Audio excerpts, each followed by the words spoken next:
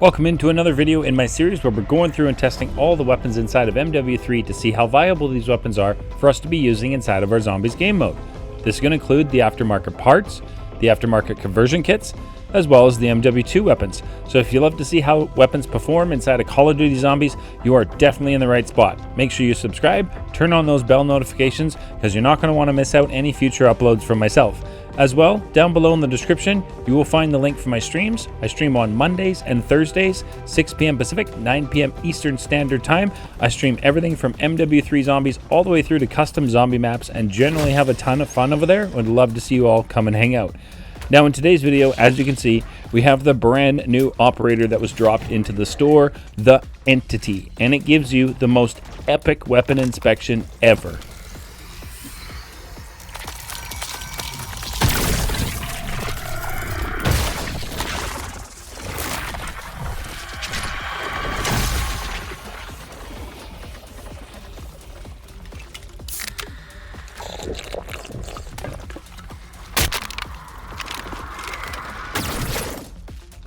Definitely one of the coolest weapon inspections I have ever seen inside of Call of Duty. Also, just a note, you don't get to use Deadshot Daiquiri. It's just part of the weapon inspection.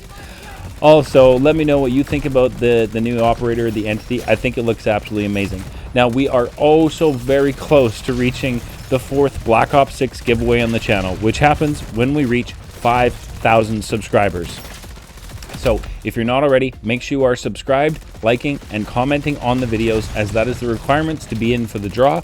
Best of luck to you all. As well, with the growth on the channel, we are seeing the Zhorde Discord grow at an amazing rate as well, and we are currently over 600 members strong of players willing to help out other players. Sounds like something for you? The link for that can be found down in the description.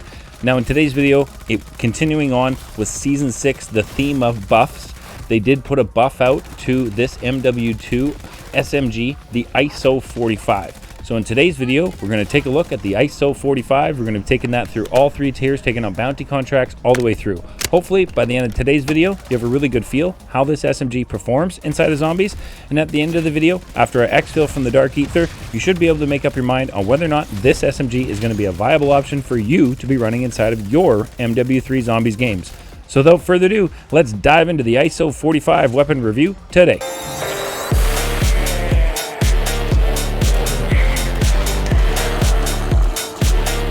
Welcome into today's video. Thank you so much for tuning in. I truly do appreciate that, and I am thoroughly enjoying the Season 6 buffs that they have put out for a ton of the weapons inside of our games. Today, we're looking at an SMG from MW2, the ISO 45, and we have a cool camo, and blueprint on the weapon that I managed to absolutely screw up, so that's unfortunate. However, I think it looks amazing for the little bit that we do get to use it.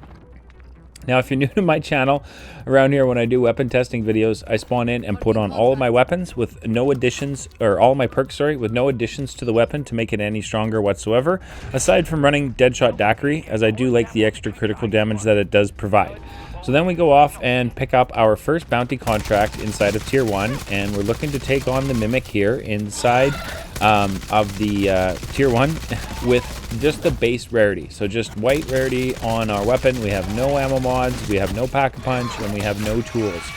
And compared to the ISO-9MM I did in yesterday's video, this one's damage output at the base rarity I was seeing an increase over the weapon we used in yesterday's video. So I was really intrigued to kind of push forward to Pack-a-Punch, and man, what an epic fail. I went to melee the machine, pushed the wrong key on my keyboard, and yeah, so we no longer get to keep the camo on this run.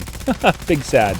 If you're looking to keep the camo, make sure you melee the Pack-a-Punch machine first, wait for its center to turn green, and then go ahead and use the Pack-a-Punch machine and your Pack-a-Punch crystals, and you'll be able to keep your blueprint camo on your weapon for the rest of the run. Man, I hate it when that happens. Let me know if you guys get frustrated when you screw up at the pack machine and lose your camo. I know I don't like it. So we picked up our next bounty contract, which was another Mimic inside of Tier 1, and we're taking it on again at white rarity with no tools or ammo mods, just Pack-a-Punch on the weapon, and I was impressed. 1 magazine, less than a magazine, and we were able to finish off that bounty contract inside of Tier 1. So at this point, I usually have an ammo mod with me, and I usually run Shatterblast, but I decided today to take advantage of having some golden armor plates, so I brought those in as extra as well. We are bringing in mags of holding, which we will use later on in the video, so make sure you stick through the whole thing to see how the weapon performs with mags of holding as well. So we pick up our final bounty contract now inside of Tier 1, and these ones are one I typically love to do. They're tons of fun. We are incredibly overpowered. As you can see, the zombies are just like evaporating from the bullets. So it was time to hop on the ATV and make our way over to the final bounty contract inside of Tier 1, which was another Mimic, and wow. At this point, I was so thoroughly impressed with the damage output on this SMG with the buffs that they pushed for it for Season 6 that I was eager to go straight into Tier 2 without visiting Pack-a-Punch, without increasing any damage whatsoever on this weapon, and see if we can pick up a bounty contract and take that on just at Pack 1 Legendary, and we don't have an ammo mod right now, so I was really kind of eager to see how this weapon would perform in this situation. So we made it over and visited our Mangler bounty contract, and I could already tell this was going to be absolutely incredibly strong. We took out the cannon with not much problem. We were about halfway done his health almost instantaneously. So this was truly awesome, and I have noticed recently, if you pick up a bounty contract and it's right next to the storm, it doesn't seem to be drawing in any extra crowd control for you to deal with while you've got that bounty contract, which is awesome. So let me know if you guys have noticed that as well. At this point, I love to pull out my pocket-sized Pack-a-Punch machine, which makes me a mobile Pack-a-Punch machine. Increase the damage output by throwing on my PAP2 crystal and pick up our final bounty contract of the day inside of Tier 2. So we made it off to where Legacy is at the fortress. Thank goodness he wasn't there. I didn't feel like dealing with mercs today. And we picked up our last Mimic bounty contract inside of Tier 2. So I was eager to see what this weapon was going to be like. It was going to be similar to our final contract inside of Tier 1. And yes, very, very similar to the final contract inside of Tier 1. I was incredibly confident at this point to dive into Tier 3, stop at the Der Wonderfizz machine as I always do, and grab the rest of the perks that I was missing. Now I did pretty decent on my way into Tier 3 today for picking up perks on my run. It's definitely something I like to see, how many perks I can end up with before I get in here. Now, Tier 3 again was like a shopping mall on a Black Friday today. It was absolutely insanely busy. So I wanted to find out how Pack-a-Punch 2 Legendary without an ammo mod would handle crowd control inside of Tier 3. And I was not disappointed at all. You can see with ADS, you got enough damage to be able to kind of push back the horde. When you put it in tack stance with the reduced recoil, you can definitely mow down the horde in front of you, because you can keep it laser straight on those critical headshots, which was just absolutely amazing to see this weapon just shred through Tier 3 zombies at Pack 2 with no ammo mod. Legendary, just not much of an issue at all. I mean, look at the carnage. It was real. You can see the damage we're doing to the zombies on screen on their health bar. It's just getting totally evaporated by the damage with this. Now, I certainly did notice in this game today the buff for this weapon. 100%. I felt this one today more than I did on the ISO-9mm. I also wanted to note that the reserve ammo on the ISO-45 is much better. We've got 765 rounds on maximum ammunition, so it's definitely a lot more viable of an option to be using than 400 from yesterday's video, even though the ISO 9mm does do a bunch of damage with the Season 6 buff. The reserve ammo was definitely an issue I noticed a lot while playing. Now, I came to show George, the Garden of the Arches, the ISO 45, but what? George was having a malfunction at the junction today. I had no idea what was going on, or the zombies for that matter. They just chose to completely ignore me. Like, at this point, has George just completely given up? Like, altogether? He's just gonna stand and take it? Like, is there no more fights with George? Like, what is going on here, buddy? Come on now. Let's get into a fight, my guy. Like, we've done this for many months now. I honestly, I was so confused, flabbergasted, like, what is going on here? I had no clue. I was definitely happy to take advantage of the fact that George was completely ignoring us. And all the zombies in the area were completely ignoring us. We're now down 2 heads of Zhorde without him engaging at all. At this point, I was just like, okay. Then he fired up a laser attack, and everything hit the fan. I love how Tier 3 can go from 0 to 1,000 in an instant, which was absolutely hilarious to see. As I was dealing with Zhorde, no problems.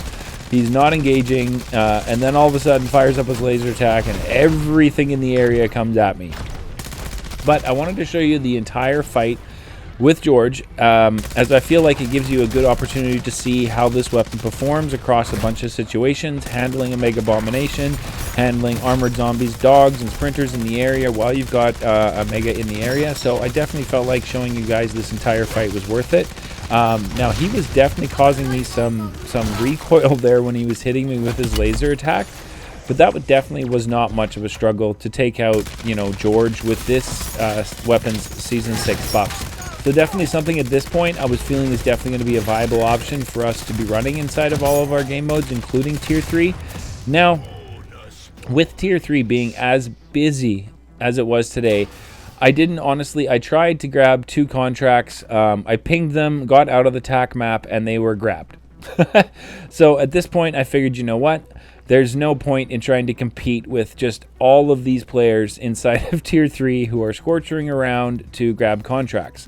So I went and visited the buy station. Let's go off and get into a Dark Aether. I like to go to Season 2. I brought in a Mags of Holding today, so I figured, you know what? Let's head there and see if we can replenish Mags of Holding. Gives you all a better opportunity to see how this weapon performs, since grabbing a bounty contract inside of Tier 3 today was just not going to be a possibility.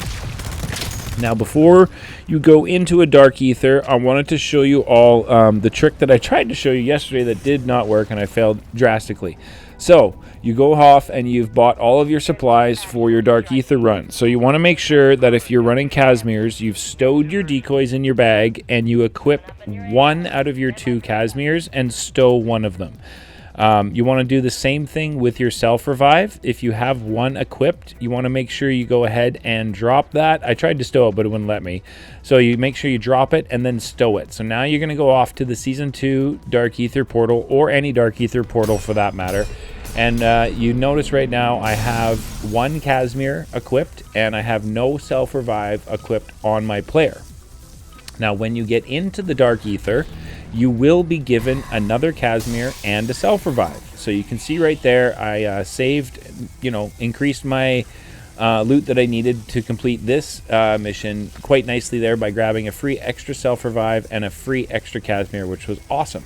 So after arranging my gear to make sure we have the jug suit out to handle the bounty contract, which is the first one I do, remember, pull a 180 and head into this building to pick up the bounty contract.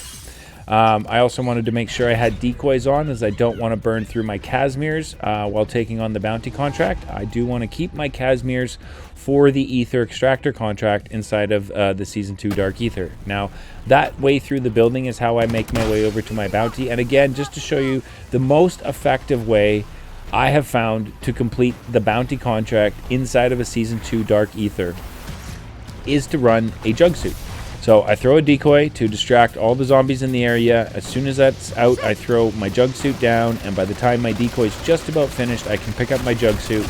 As you can see, you get a ton of crowd control come your way from your decoy, but don't worry, stand your ground, continue to fire, into your bounty contract, and you should have no issues being able to finish this off all with 1 jug suit. And you should be able to finish your bounty contract off before your jug suit expires. Now, if you have a ton of time left and your bounty contract's done inside of the Season 2 Dark Aether, while you are still inside your jug suit, you are able to get inside of your reward rift and put the gear, the loot in there in your bag. I don't know if you guys knew that, but that's definitely a nice tip if you've got some time left on your jug suit and the reward rift is in front of you. So the next contract for me is always to do the P&D contract, the Outlast. Now, I did drop down from the roof right there to see if there was a circuit turret up there, as I brought in a circuit turret board, but I have not had the luck to have one spawn in yet. So I did want to show you the entire P&D contract so you can see how viable this SMG is to be using inside of absolute chaotic situations inside of the Dark Aether, as it can get absolutely insane in here with the amount of zombies that come at you. There's so many ways for them to come inside of this building with the, you know, the exterior wall basically just a glass window. So my trick in here, you probably know if you've been following along the channel, is definitely to climb over and back these countertops, as your zombies cannot go over them. You can see right here, they have to go around them. So it's definitely a nice way to kind of, you know, train the zombies a little bit. But you can see the damage we're able to dish out on that that mangler right there. I took it down here. I should have mantled instead of trying to focus in on that disciple. So that was my bad. But again, don't let the downs bother you. I mean, they're going to happen. There's a reason why you're able to pick up multiple self-revives in this game. They're meant to be used. So go ahead and use them. Get back up in the fight. Don't let it bother you. And just continue to push on through. Which is exactly what we are doing here. Focusing in fire, trying to take out the I don't know why I keep calling manglers mega abominations. Anyway, I was just trying to focus in fire on the mangler so that, you know, he could help. And I managed to turn a mangler in here, which was definitely a huge help. I mean, turn manglers are insanely strong. But you can see it's just a lot of, you know, mantling over and back, grabbing plates, making sure you got plates on the whole time you're in here. And then when your rift spawns in, everything will die. So you got a quick second to go ahead and grab your loot out of the reward rift. And so now it's time to pick off our final bounty contract inside of Tier 3, the Aether inside of the Season 2 Dark Aether. My bad. So we go on and equip the Casimir grenades, which I bring in for this. Throw it right down at the base of the Aether extractor, and your Casimir grenade should keep you covered for the entirety of how long it takes to override that phone right there. And here we are pushing forward to the second Aether extractor that I need to complete. And again, we throw out a Casimir right near the bottom. Now this one here, I should have put on a couple plates before I started this, as I took too many shots while I was activating the phone and took another down. But again, like I said, don't let downs bother you. You got self-revives for a reason. Get back up, use them. We completed that Aether extractor, so we still only had one left to go. I've got a Casimir ready to go for this one, so we drop that right at the base of the Aether extractor and go ahead and override this one, which will complete all three of our contracts inside of the Season 2 Dark Aether. At this point, I wanted to grab my decoy, chuck that out so that I can make sure I can get into the reward rift for sure, grab the blood burner keys that were in there. Overall, I am thoroughly impressed with the Season 6 buff to the ISO 45 SMG from MW2 inside of MW3 Zombies. This weapon is definitely going to be a viable option for us to be running across all three tiers and inside of Dark Aethers 100%. So what we're going to do at the end of the video, like I always do, I'm going to show you guys the build that I put together for today's run. Now, I do feel that this build was geared a little bit more towards damage output and stability than maybe ADS, speed, and movement speed. So there's definitely going to be some room to move for those two builds. So let's work together down in the comment section to make sure that we all have one amazing build to be using on the ISO 45 inside of our Zombies game mode. As well, we'll show you guys the camo that I was rocking with the run today. And at the very, very end of the video, I will show you the blueprint that I used on the ISO 45 for today's run. I do want to thank you all so very much for tuning in. I really do appreciate that. Don't forget, if you're not subscribed, make sure you are subscribed, commenting, and liking on my videos so that you have your best chance to get into our 4th Black Ops 6 edition giveaway, this time being a Vault edition on any platform. Thanks so much for tuning in. We'll catch you guys in the next one.